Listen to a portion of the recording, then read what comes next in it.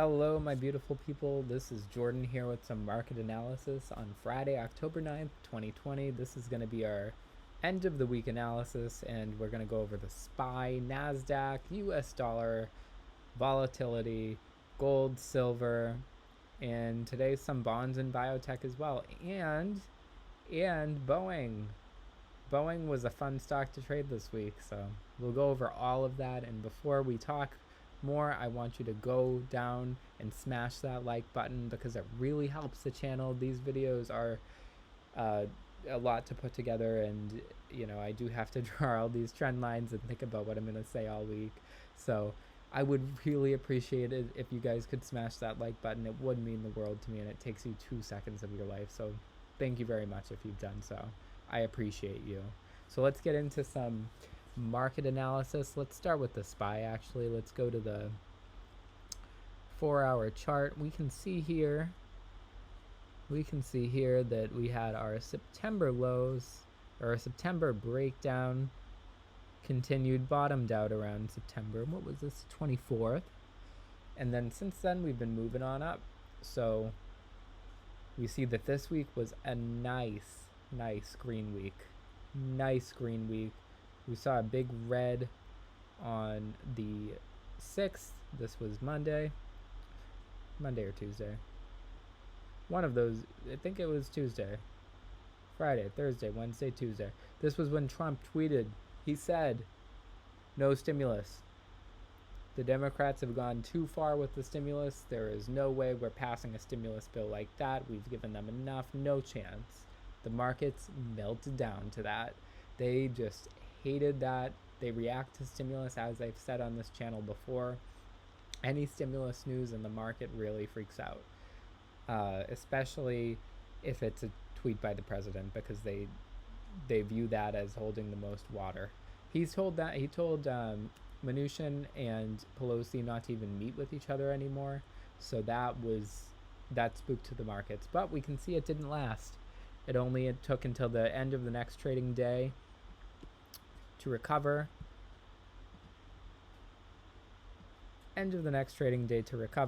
And then we saw nice up movement on Thursday and Friday.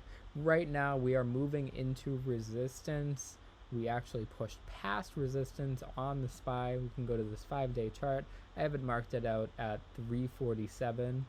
So this 347 resistance, we just pushed past it today, pulled back after hours. I think we closed. Did we close above it? We closed right below it, and then after hours we moved above. But I'd say that's closing at the resistance. So we can see that this other resistance I have, horizontal resistance here at 342.42, we really blew past that. We gapped above it, retested it a few times on Thursday, and then just kind of blew it off like it never happened, and then moved on upward. So I see next week the most likely scenario is a bit of a pullback.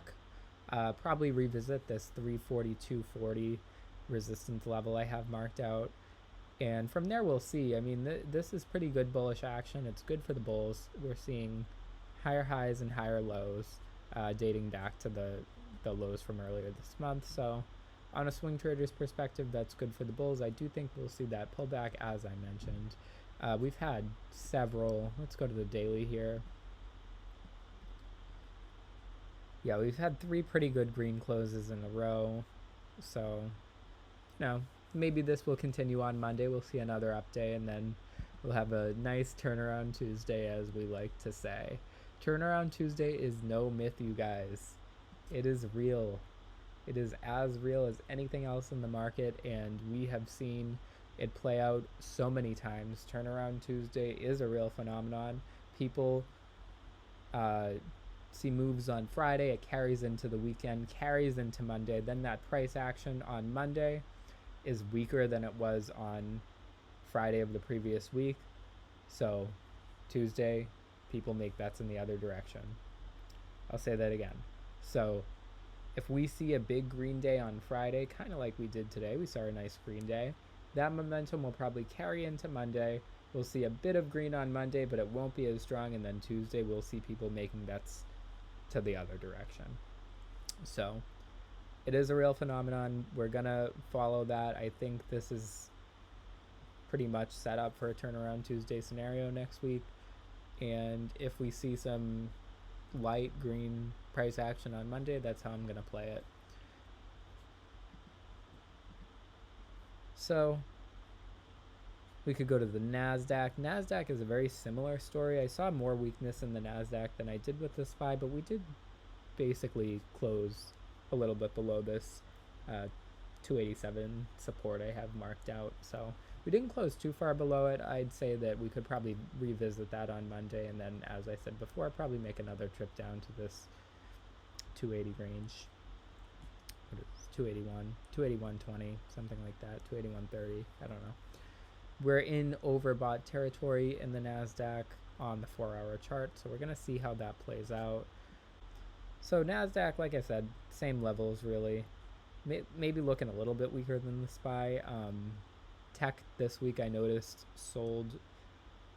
It definitely seemed like a bit of sector rotation out of tech. It was not performing as strongly as the other sectors, so something I noted. It's not, it seems like it's losing steam. I mean, it's still making gains, but it's not making gains as much as a lot of the other stocks that I look at in a lot of the other sectors. And we would ideally want tech to make bigger gains than it has been making this week if we want to see that upside momentum continue. Dollar. All right, so long term I am bearish on the dollar, as I've said on this channel before.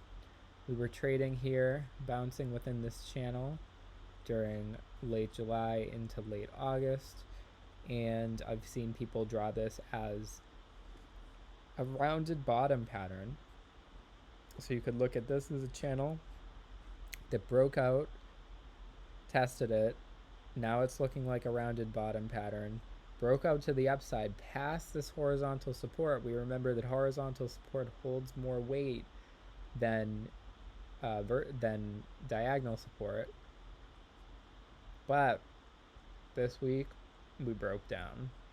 So we saw that in the overnight session yesterday on Thursday, the dollar continued to break down, and right now it's sitting at 93.06.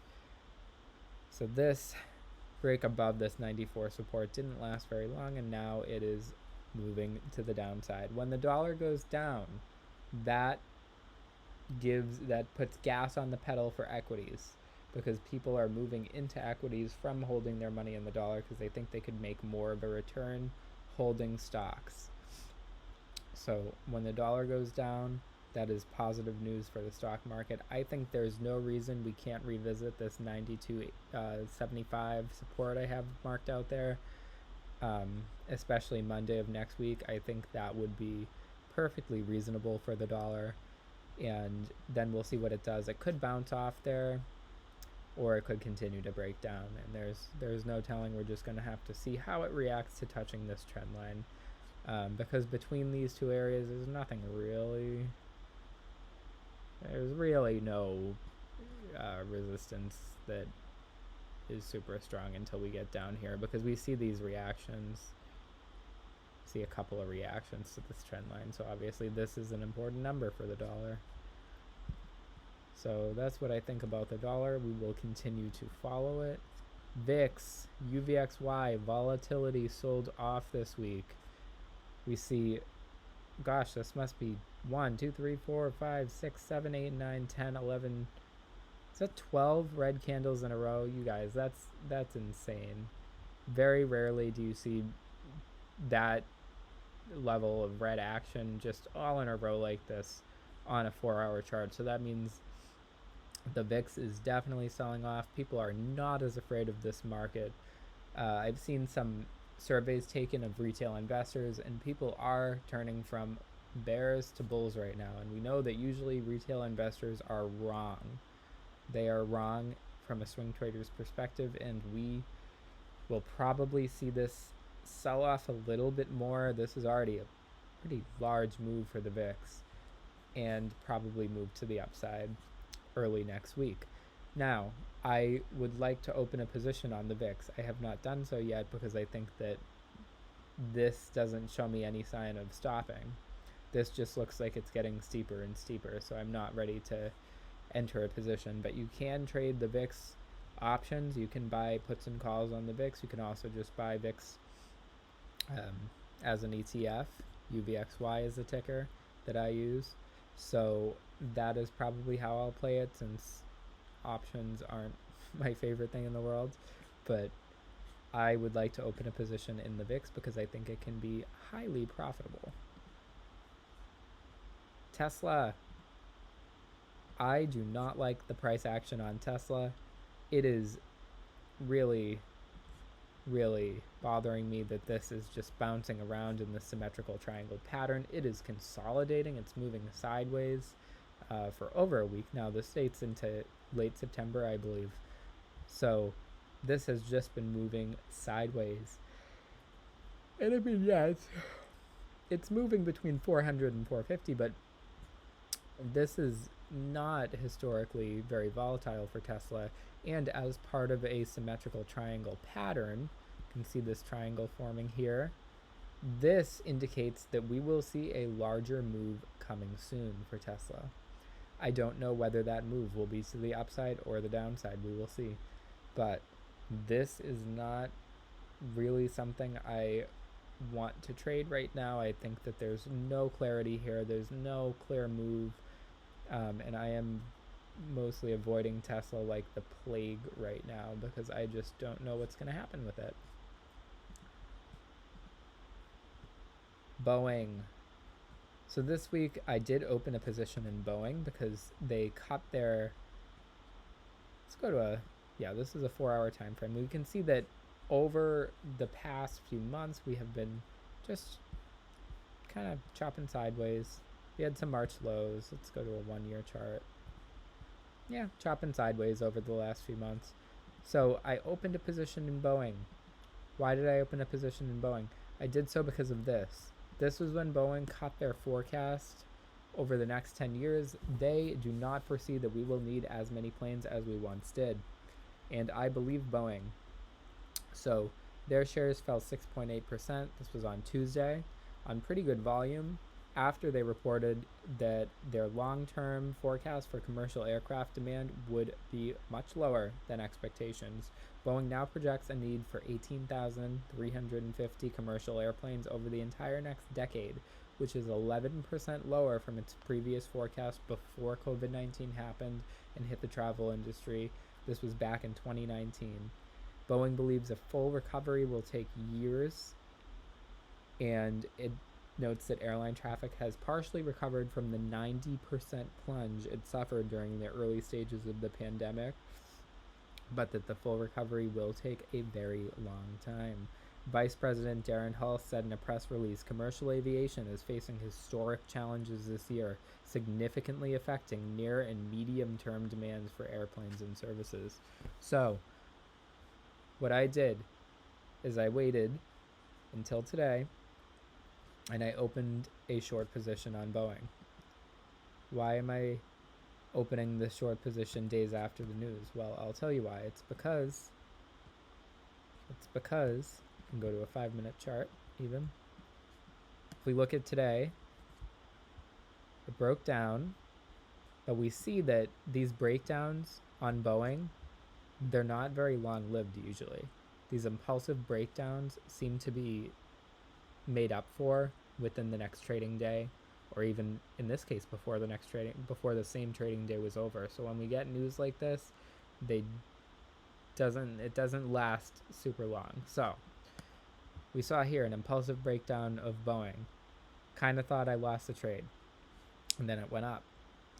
Right here, we saw confirmation to the downside. I picked up right around this area. I bought a put. I think this will continue to the downside. I see major risks in commercial aviation. The only thing that could clap me on this is a stimulus package for the airlines. But what do we know about that? Pelosi said in an interview this week with the media, she said that, actually it was a question that the media gave her.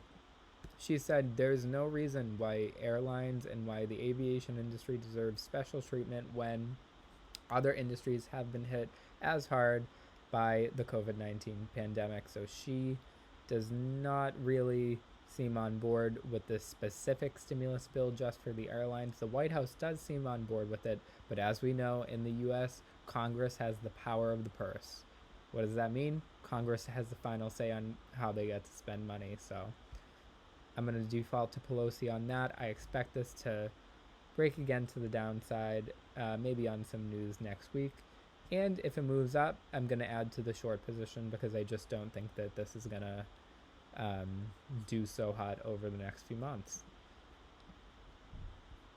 So moving right along, let's talk about bonds. Let's talk about bonds, baby. Let's talk about you and me. So we've been chopping sideways on bonds for many months now. On a shorter time frame, go to the 20-day, we see that we made this low right here. We've been chopping around near the low. Now this matches an earlier low we have. This earlier low touched 159.40 or 159.50, and then we see that this is the area we've been kind of staying at since this breakdown in bonds.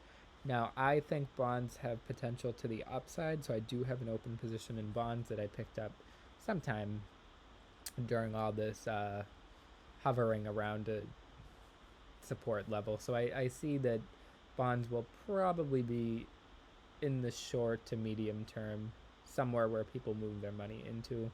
Bond yields could be affected by stuff the Fed does, stimulus, so there's some risk there, but I think in the very short term, like over the next 1 or 2 weeks, I think that we'll probably see a bounce up from these lows on bonds as people move into them looking for a safe haven during volatile markets.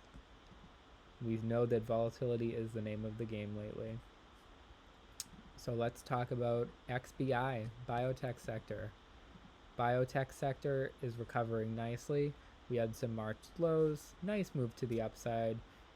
And since late July, we see that we've broken down slowly, kind of just chopped down, lower lows, lower highs.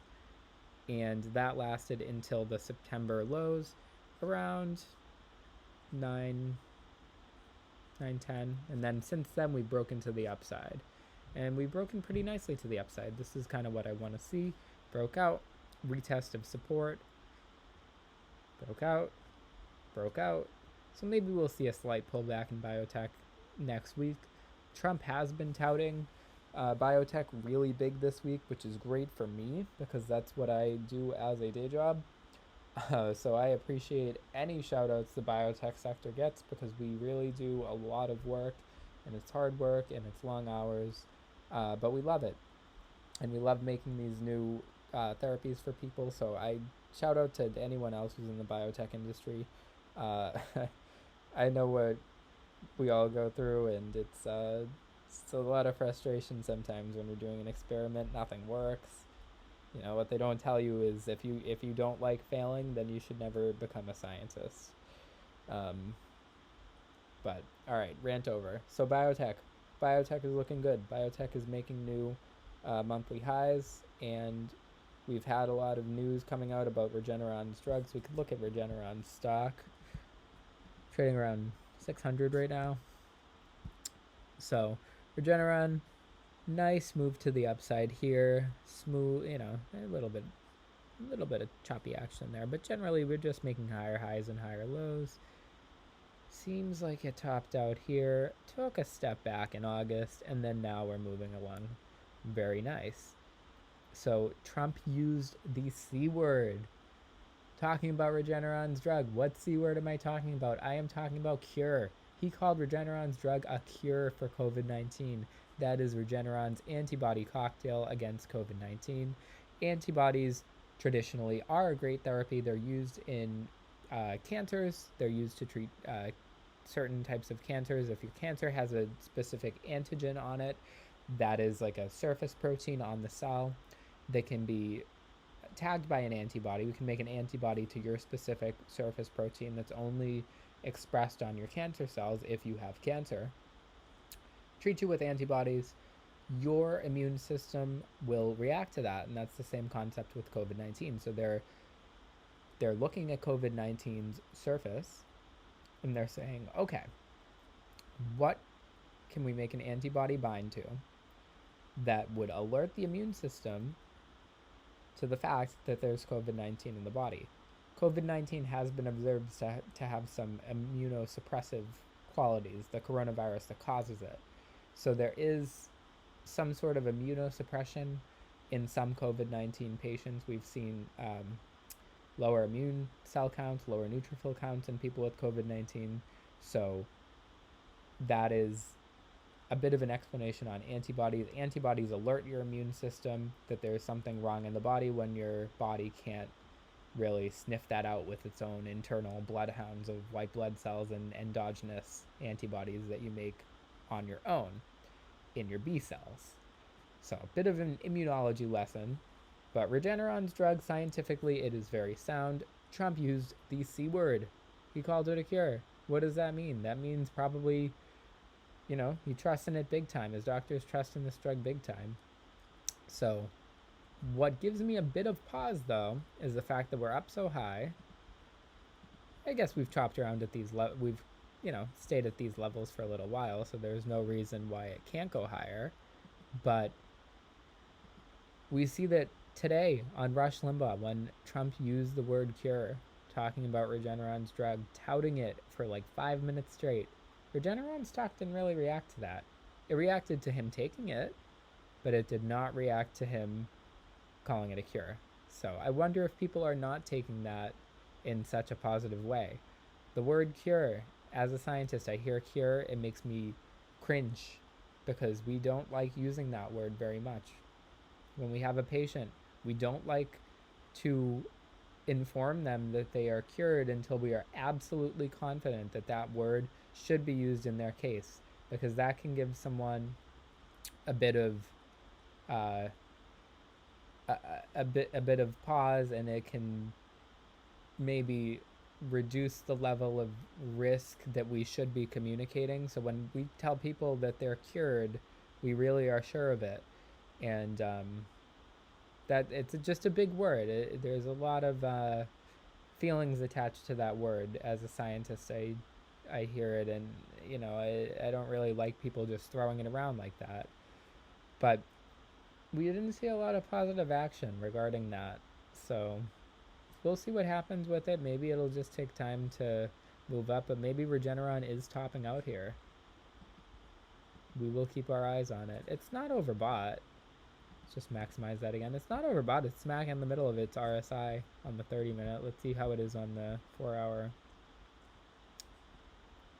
Yeah, it's not overbought. There's no reason this thing can't go higher, but it's just that it didn't react to what I would think is a pretty big statement from the president, so we will see.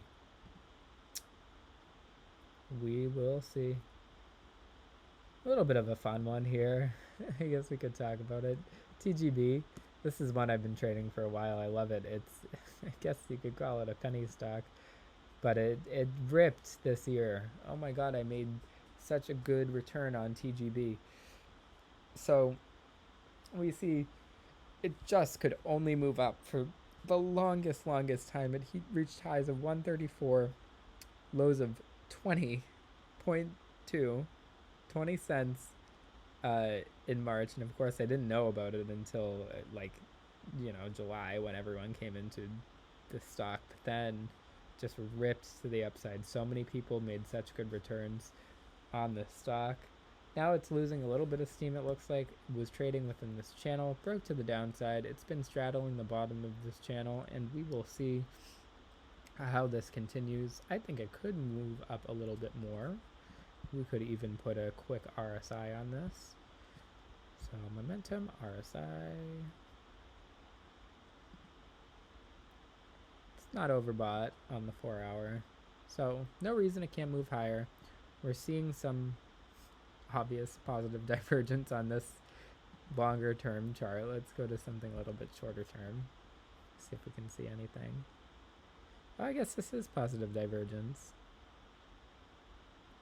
Yeah, so since July, we've seen some even, some slight positive divergence here. I can draw it out.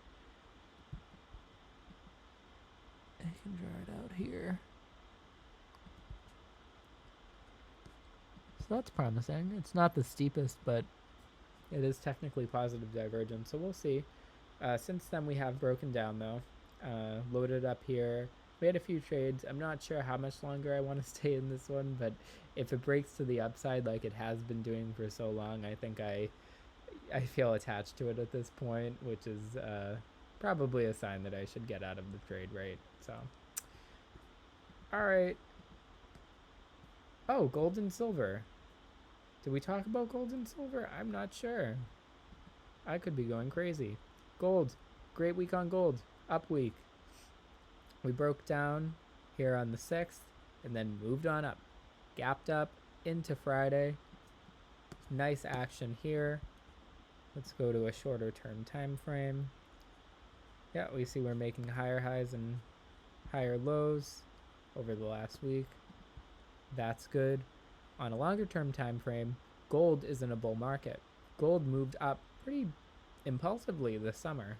This was in July, a lot of movement in July, and broke down. It was trading within this consolidation pattern for a while, broke to the downside in September, and then since then moved up, broke to the downside, moved up further. So since this break to the downside, we have seen higher highs and higher lows on gold, which is wonderful.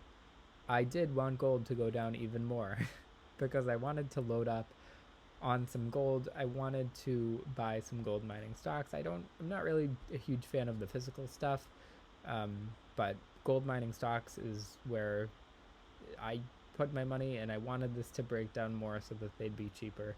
But you can't get them all, and this could, I suppose, break down again, but I'm not really expecting that. But gold's looking good.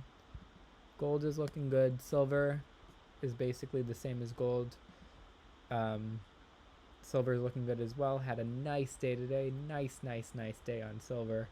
So that's all I have for you guys. Make sure to smash that like button below. I really appreciate it. It helps out the channel. Thank you for watching if you've come this far with me. And I want you to have a great weekend. Don't think about the stock market on Saturday. Just enjoy yourself and, do something fun. Socially distant and fun. I hope all of you are well, and thank you so much.